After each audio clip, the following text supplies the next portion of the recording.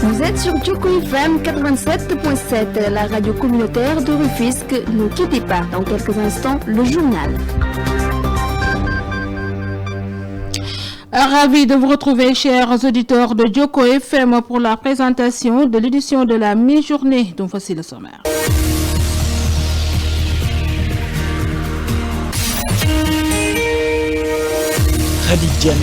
Offensive contre le paludisme à Rufisque, 2000 moustiquaires imprégnés ont été remises au poste de santé du département par le programme national de lutte contre le paludisme. Vous aurez les échos dans cette édition du champ à l'assiette. La DTL et le conseil départemental s'unissent pour approvisionner les cantines scolaires. Bonne gouvernance, les journalistes communautaires de Dakar et de Thiès outillés sur le budget participatif sensible au genre. Puis le PUR marche pour l'hôpital Gate et mobilise ses troupes à Rufisque. Une note de sport va boucler cette édition. Bienvenue.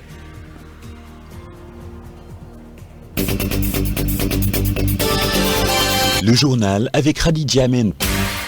Bonjour amis auditeurs de la première radio du département de Rufisque, Djoko FM. Je vous l'annonçais en début d'édition, le programme national de lutte contre le paludisme a remis cette semaine un lot de 2000 moustiquaires imprégnés à la mairie de la ville. Cette dotation, destinée à 12 postes de santé du département, s'inscrit dans l'initiative Week-end Santé portée par le député Khadissar. L'objectif est de prévenir et à terme éradiquer la maladie. On écoute les précisions du professeur Aliouni Tiangan, coordonnateur du programme national de lutte contre le paludisme avec des Marimbiennes. Faire la remise symbolique des moustiquaires imprégnés d'insecticides dans le cadre de la prévention du paludisme ici au niveau du département de Rufisque. Le paludisme est une maladie qui est endémique et qui pose encore des problèmes au niveau du Sénégal, comme instruit par le président de la République, mais également le Premier ministre. Le ministre de la Santé nous avait donné comme consigne d'insister sur les mesures de prévention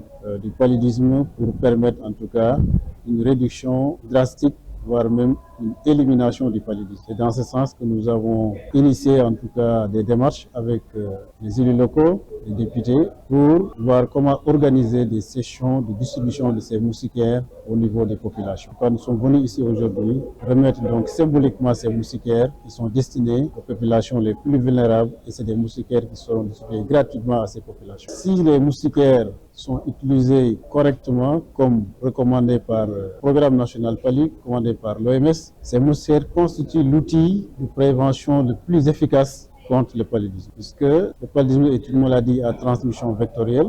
Elle est transmise par la piqûre d'un moustique, l'anophèle femelle, et ces moustiquaires constituent une barrière de protection contre ces piqûres de moustiques. Donc l'utilisation de ces moustiquaires correspond donc, équivaut à une éviction de ces piqûres et donc à éviter la maladie, et ce qui nous permet effectivement, d'ici à l'horizon 2030, si toutes les populations, toutes les personnes vulnérables ou exposées à ces piqûres de moustiques utilisaient correctement ces moustiquaires-là, on allait éviter ces piqûres et donc on allait éviter cette maladie, ce qui permettra d'éradiquer définitivement le paludisme du Sénégal. Et puis, à la veille des vacances scolaires, l'école d'Aro Karim à Guimouride a célébré l'excellence en récompensant ses élèves. Au total, 214 enfants sont répartis les bras chargés de cadeaux dans une ambiance de fête. Une cérémonie qui a également servi de tribune aux autorités scolaires pour plaider en faveur d'une introduction précoce de l'anglais dès le cycle primaire.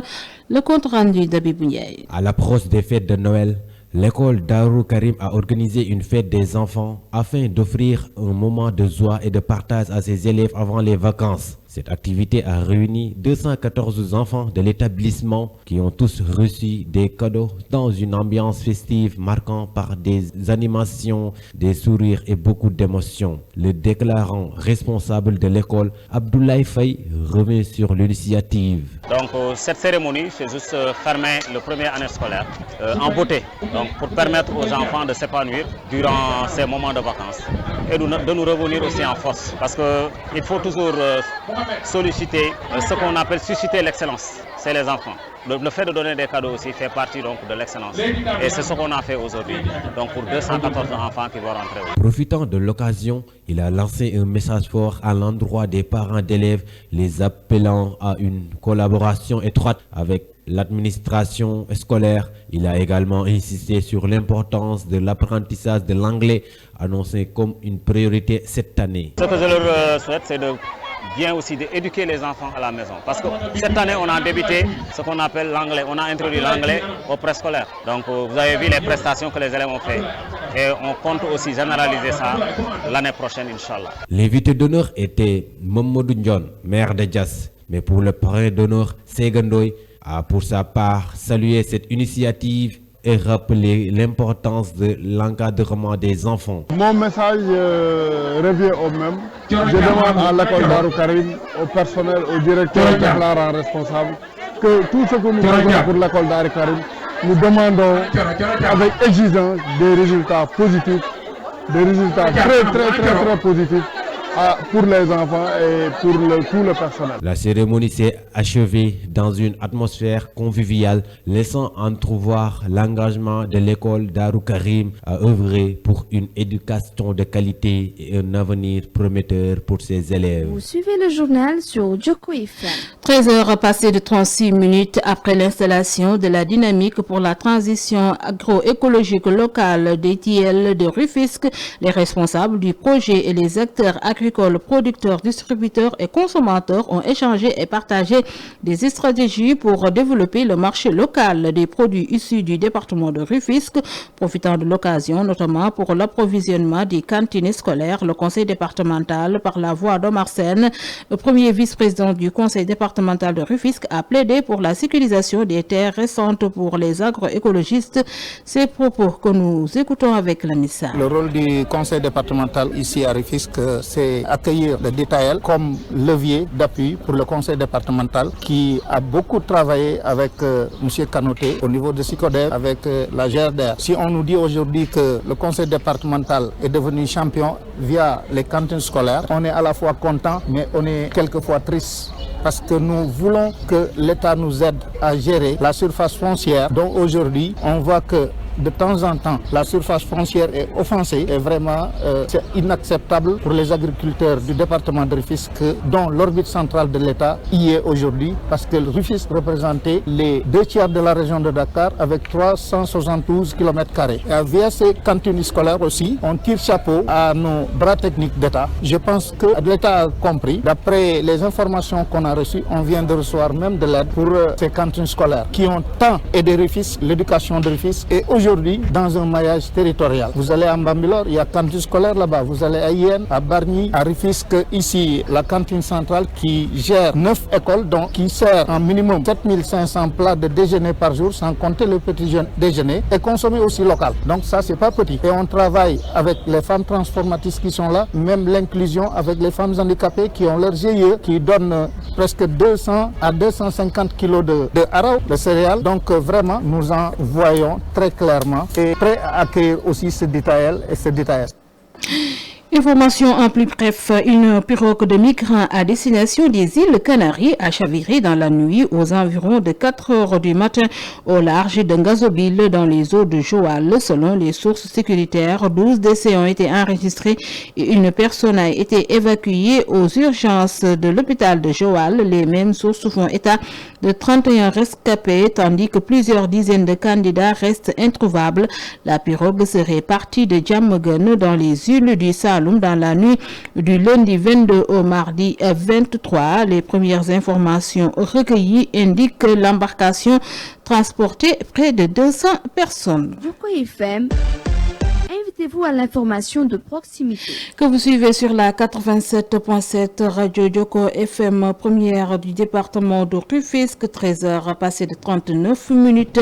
À présent, plus d'une vingtaine de journalistes des radios communautaires de Dakar et Thiès ont subi un renforcement sur la gouvernance participative. Cette initiative de Enda Ecopop vise à mieux outiller les journalistes sur le budget participatif sensible au genre. L'atelier s'est tenu au siège collège de l'Irak du 22 au 23 de ce mois. Aminata Lar, chargée de projet à Enda Ecopop, que nous écoutons avec Céline Sanbay. Quand on parle de budget participatif sensible au genre, c'est en fait de repositionner le citoyen, c'est ramener la question de la participation citoyenne et de la transparence budgétaire à l'heure où le contexte s'y est vraiment, pour nous permettre aussi de renforcer les capacités de ces journalistes-là, afin qu'ils puissent mieux jouer leur rôle. On sait qu'ils le jouent déjà, mais les renforcer leurs capacités leur permettrait d'acquérir des outils, des concepts, des notions pour pouvoir transmettre l'information, jouer un rôle de relais, de divulgation de l'information, mais se positionner également en journaliste alerte, en journaliste catalyseur de l'information. Qui parle de citoyens parle également de radio, mais quand on parle de radio, on fait plus référence aux radios communautaires. Pourquoi ce choix? C'est au vu de leur proximité avec la population. C'est ça qui a justifié que nous, on s'est dit qu'il fallait former aujourd'hui les radios communautaires pour divulguer l'information auprès de la base, des communautés à la base, avec des termes beaucoup plus appropriés, des termes plus soft, disons, des termes qui permettraient à ces communautés de s'approprier de tout ce qui est outils, enjeux, mécanismes de budget participatif, mieux comprendre c'est quoi le rôle dans le budget, dans la conception du budget, dans la mise en œuvre, le suivi jusqu'à l'évaluation du budget. Parce que les citoyens, vous n'êtes pas censés savoir qu'ils ont un rôle très important à jouer. Maintenant, pour jouer ce rôle, il faut qu'ils soient conscients qu'ils doivent le jouer. Comment ils peuvent être conscients de cela? C'est à travers les radios communautaires qui peuvent jouer un rôle important dans la sensibilisation, dans la communication, dans le relais de l'information, mais l'information qui puisse leur permettre vraiment d'avoir en tout cas l'essentiel de ce qu'il faut comprendre du budget et qu'ils soient sensibles maintenant au genre. Autre aspect de l'actualité, pour clôturer le calendrier annuel, les militants du PUR, parti de l'unité et du rassemblement, ont organisé une randonnée pédestre citoyenne ce dimanche. L'objectif était de mobiliser les troupes, mais surtout soutenir l'hôpital Gage pour la réalisation de son futur centre d'urgence. Le récit de la journée avec Sedina Sanbang. Secrétaire général du PUR, une marée humaine dans les rues de Rufisque, mais une marche qui va bien au-delà de l'exercice physique. En organisant cette randonnée, la Fédération départementale du Parti de l'Unité et du Rassemblement a voulu joindre l'utile à l'agréable. Répondant à l'appel de la direction de l'hôpital Gage, les membres ont remis une contribution financière significative pour la construction du nouveau centre d'urgence. Eliman Sarou Semben, président de la Fédération. Aujourd'hui, donc, il s'agissait d'une activité de contribution à l'effort de construction d'une unité d'accueil d'urgence ici au centre de santé de Rufisque. Au nom du Parti de l'Unité et du Rassemblement, nous sommes venus accompagnés de beaucoup de nos camarades. Donc l'objectif c'était de venir apporter notre pierre à l'édifice au nom du parti. Appeler toute la population aussi de Rufisque à faire pareil parce que contribuer à l'édifice de cet ouvrage-là va contribuer à améliorer la prise en charge médicale de l'ensemble de la population de Rufisque. Donc c'est un geste certes ponctuel, mais nous n'allons pas nous arrêter là. Nous allons aussi continuer à accompagner le comité. C'est une forme de contribution donc au nom du parti de tous les camarades qui sont venus à la suite d'une randonnée pédestre qu'on a eu à effectuer ce matin. Du côté des autorités sanitaires, le geste est accueilli avec soulagement pour la trésorière du comité de développement sanitaire CDS du centre de santé. Cette aide est une réponse concrète aux besoins des populations. Hadipoui a d'ailleurs profité de l'occasion pour inviter les autres organisations de la ville à suivre ce modèle du PUR. Je remercie waa PUR yëpp ci seen participation ndax keroog bañ fa demee seeti ko dafa nañu kat dinaa ñëw inshallah et au nom du médecin chef ñu ngi ko ci remercier bu baax a baax ñu ngi woowaat ñëpp aussi ñu ñëw defaat la même chose. Mais derrière l'activité sociale, il y a aussi une stratégie de terrain. Fidèle à ses principes, le Parti de l'Unité et du Rassemblement PUR cherche à resserrer les rangs. Pour Babacar Diop, troisième adjoint au maire de la ville de Rufisque et secrétaire général de la section Rufisque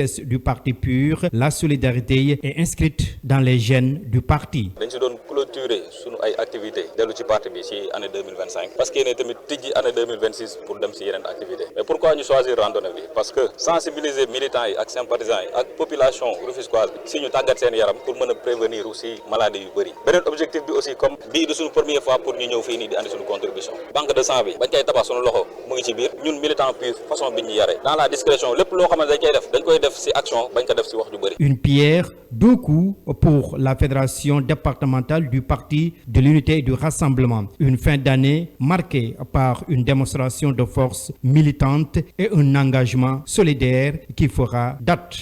Joker FM.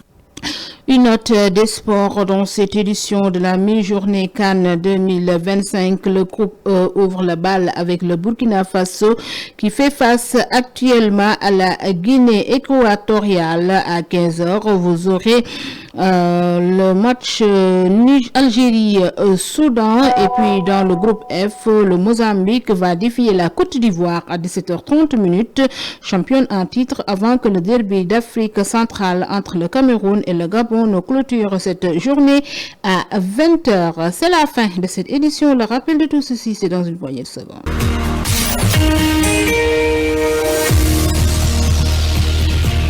Khalid Djamel. Offensive contre le paludisme à Rufisque, 2000 moustiquaires imprégnés ont été remises au poste de santé du département par le programme national de lutte contre le paludisme. La cérémonie s'est tenue à la ville de Rufisque. Du champ à l'assiette, la DTL et le conseil départemental s'unissent pour approvisionner les cantines scolaires. Et puis bonne gouvernance, les journalistes communautaires de Dakar et Thiès outillés sur le budget participatif sensible au genre. Le PUR marche pour l'hôpital Gate et mobilise ses troupes à Rufisque. C'était l'affaire de Sedina Hassan Bang. Et puis une note de sport a bouclé ce journal présenté par Khadija Mendawa. Et puis Hassan Diour rassure la partie technique de cette édition. Merci à toute la rédaction ainsi qu'à l'équipe technique. Merci à vous également, chers auditeurs. À 16h, vous aurez les brèves.